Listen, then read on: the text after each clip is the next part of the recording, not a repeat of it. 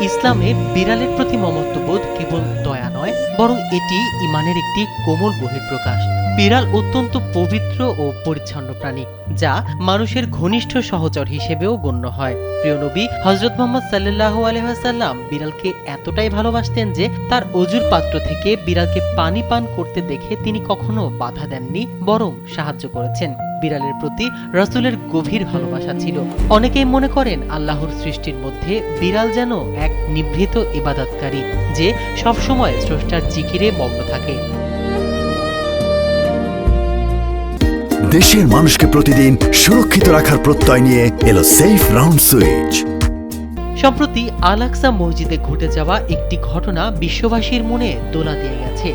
জেরুজালেমের পবিত্র এই চত্বরে গত 40 দিন ধরে অস্থিরতা ও কঠোর বিধিনিষেধের কারণে সাধারণ মুসল্লিদের প্রবেশাধিকার বন্ধ ছিল। ফলে আল-আকসার বিশাল প্রাঙ্গণ এক দীর্ঘ ও বিষণ্ণ নীরবতায় ডুবেছিল।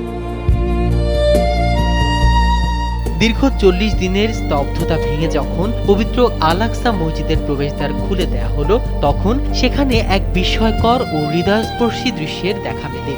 স্রষ্টার ঘরের প্রতি সৃষ্টির যেন এক অদৃশ্য টান রয়েছে। তারই প্রমাণ মিলল এই ভিডিওতে। কোনো মানুষ নয়, বরং সবার আগে মসজিদে পা রাখল একটি বিড়াল।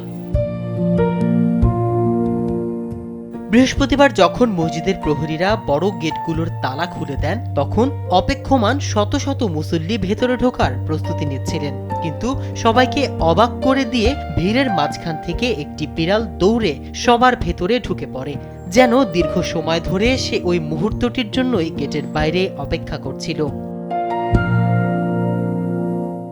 বিড়ালটির এই পবিত্র স্থানের প্রতি টান দেখে অনেকেই আবেগপ্রবণ হয়ে পড়েছেন। অনেক ধর্মপ্রাণ মুসল্লি মন্তব্য করেছেন, আল্লাহর ঘরে পশু পাখিদের অবাধ বিচরণ সবসময় ছিল এবং বিড়ালটির এভাবে সবার আগে প্রবেশ করা যেন দীর্ঘদিনের শূন্যতা কাটিয়ে মসজিদের প্রাণ ফিরে পাওয়ার ইঙ্গিত।